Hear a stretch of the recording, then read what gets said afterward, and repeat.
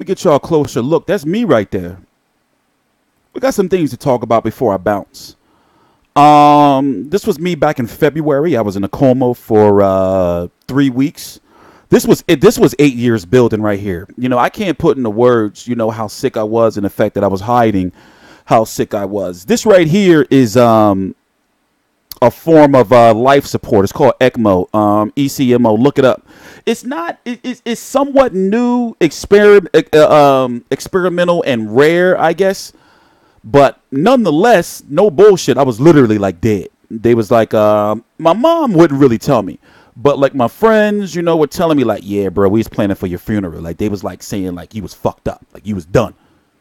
So what this is you see the dark red and the bright red. The dark red is the bad shit and the gunk that was being pumped out of my lungs. I was walking around with so much fluid in my lungs for like a good part of 8 years. So what it does is this machine that this goes to, it bypasses your heart and your lungs.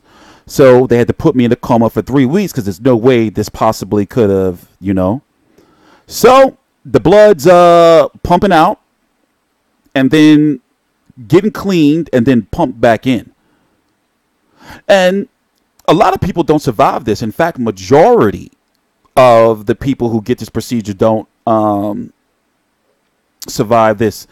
Last month, I was contacted by a doctor and they wanted to do a study on me because basically they say they have no data on what really happens to people after they leave, after they get this done. That's how new this shit is.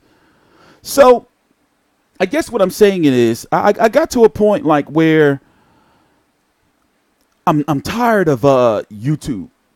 And I'm not tired of covering boxing. I'm always going to be covering boxing. I can't see a day where I'm not covering boxing. But this shit don't really respect me. And this shit is really like now it's become beneath me. I've been on YouTube for like literally the better part of 8 years. A lot of people don't know that this is my second channel. I had a whole different channel, where it's bar none. It's not even debatable. I was the #1 guy. Putting up crazy numbers. But then guess what happened?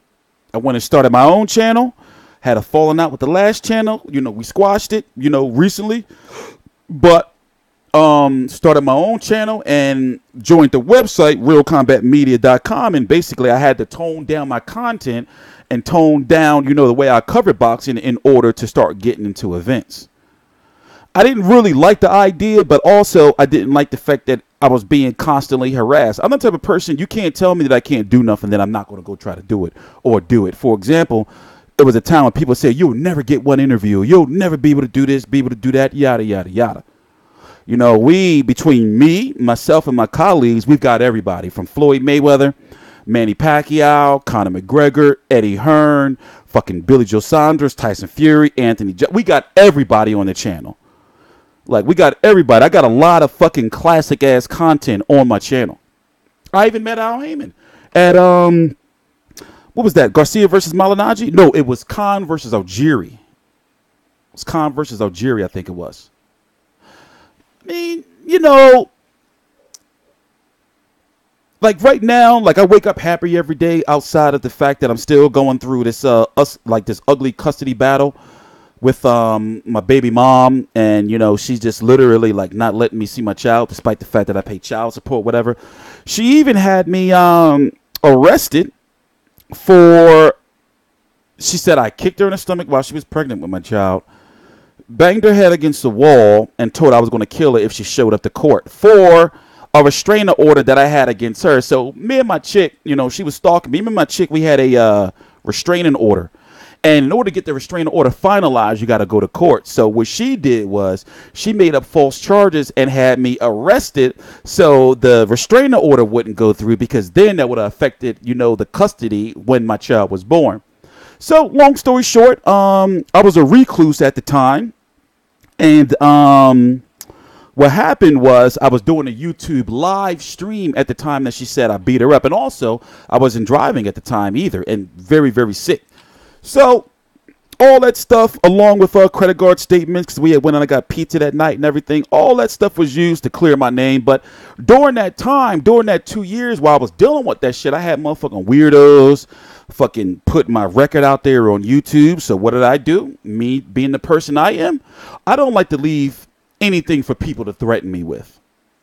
So what I did was I put my whole record out there myself and talked about everything. Boom, roasted. I don't hold no YouTube beef else. You know, I make sure that if anybody gets in my way, then I just stomp them out. Do I bother people? Nah, I do troll people every now and then. But what I want to do for boxing is bigger than this YouTube shit. You know, I think like this, right? Boxing is not doing very well in regards of making stars and getting these guys to be like real household names. We have so many boxers, so many platforms now, from ESPN Plus to The Zone to, you know, Golden Boy main events, putting fights on Facebook, HBO Showtime, you know, then you got the UFC, Dana White trying to get into boxing. You know, it's saturated. But one thing I can't understand is, why are you throwing copyrights to people who are promoting the fights? Top Rank. Right? One of the guys even blocked me on Twitter. Like, I don't get it. Sometimes, you know what I do after I cover some fights, or after I do like a preview, I go do a search on who else is covering these fights. You'd be surprised. I wake up sometimes for like fights that are happening over in Asian territories. You know, over in Australia, New Zealand, I'd be up like fucking 4 or 5 o'clock in the morning covering these fights. All the fights I have to watch, all the interviews, all the content, all the articles I have to read. I just don't be sitting here just saying, oh, I'm going to go do some videos. You know how much all this equipment costs? How much my website costs? How much it's costing to get this clothing line off the ground? How much it costs to send people to events, to get to events myself? I almost died over this shit. No bullshit. Working all fucking day and night. You know? But shit is different now. You know, people been hearing me saying, you know, I'm really going to do this time. And, you know, we got some real things planned. How the fuck did people think I was going to be getting shit done and still not giving me props for getting shit done when I was damn near walking around breathing at 50% for 8 years? Keeping it secret from my family, my homies, you know, colleagues, everything. But now, you know, I can talk about it. I used to be in the ER watching fights. It used to be sometimes I used to like post when I was in the ER. Then I said, damn, this shit's getting outrageous. I'm not going to be posted when I'm in the ER anymore. Going to the ER 20 plus times a year. Crazy that shit is. When you go to the ER and they like, yo, like, what are you doing? You're playing with your life. So this is what we're going to be doing. This is what we are doing. Let me tell y'all, for example, I don't make, I'll show you motherfuckers. I'm going to go right here. I don't make any money off of this. I'm going to make no bread. I'm doing a service to you. And I've used the strategy over the last 3 years of I used the strategy that you got to spend money to make money. At one point in time in 2015, all this shit was done. You know, like I didn't have like the money to even pay my cable bill. Me and my father had all this money tied up in the courts, which is technically the reason why I don't have to have a day job now. Like we're living really, really good. But at that point in time, shit was going good, like really, really, really good. Then I had like a big ass string of bad luck. And I'll be thinking like, damn, like, where would I have been if I wasn't sick or if I had the mindset and everything I have now? So I look at now like a fresh beginning, you know? I look at now like a fresh beginning because now I can get to events. I can fly all over the country. I can fly all over the world now. However, I'm still getting over some social phobias. But in regards to going to events, it's no issues anymore. But however, I don't even think I want to go to events. I think I want to revert back to TstreeT controversy like shit used to be. And talk about the real shit, because I tried to tone myself down and I tried to like conform. That shit ain't work for me. Getting kicked out of the MGM Grand, you know, out of press conferences. What the fuck? Now, don't get it twisted. I don't feel like I'm entitled. I don't think that like, yeah, you know, they have to let me in. But however, I just be thinking like, yo, I know for sure that person don't cover boxing like I do. I know for sure that person ain't going to get the views I get on post fights. I know for sure they don't have the following I have. But yet, we're in like, in this YouTube generation we're in right now covering boxing, you have to either have allegiances or you have to be, you know, like conforming to everybody else in regards to, right now, the new shit is the Lions Den boxing community. I just found out about this shit like fucking 3 weeks ago. I've heard about it, but I didn't know it was like, you know, like what the fuck it is now. You know, I'm not in the Lions Den boxing community apparently, but because I'm black and I cover boxing on YouTube, their narrative has spilled over to my channel where people think, oh, this is just another bad guy being negative about such and such. I knew it. I can't give my opinion without being, you know, without being, you know, compared to them. I'm not saying what they're doing is wrong. I'm saying that the narratives that they be pushing about race is fucked up. It is. Like, that race narrative is fucked up and shit. And the thing is, they're breeding. You got so many people doing channels now, and they know that's the way to go. They know, yeah, I'm going to talk about boxing like him, but I'm going to make sure I talk about that shit because of the views. It's spreading. You see what I'm saying? And that's why boxing YouTubers are really, really getting like a bad like reputation, you know? Because don't get it twisted. Of course, people going to say that, oh, this guy's just a coon and all that type of shit. For one, you ain't like, you don't know me.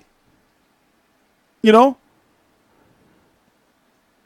I can go down the list and talk about my street cred and talk about motherfuckers, you know, that I done fucking did shit to, you know, in the past. Fucking damn near dying multiple times, going into a coma, having testimonials and shit. But guess what? Truth be told, I really don't give a fuck anymore. And that's what I be trying to tell, like, you know, you guys, in regards to like me covering boxing. I don't hold no allegiances. If I did, I could easily go around to all these different Philly boxers, and right now, by default, I'm the #1 boxing YouTuber in Philly.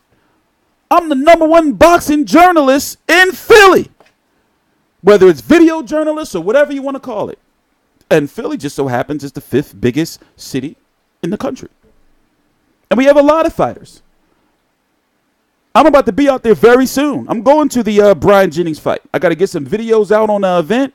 And I'm hoping to be able to talk to these people that are going to be at that event and say, you know, like, listen, we got to come to an agreement, Top Rank, because if y'all keep copyrighting me, then I'm going to roll the dice. And me rolling the dice is me hiring an intellectual properties attorney, like I've been researching for the last several months, and then we're just going to go that way. You know? So, run out of time. I got some things to do.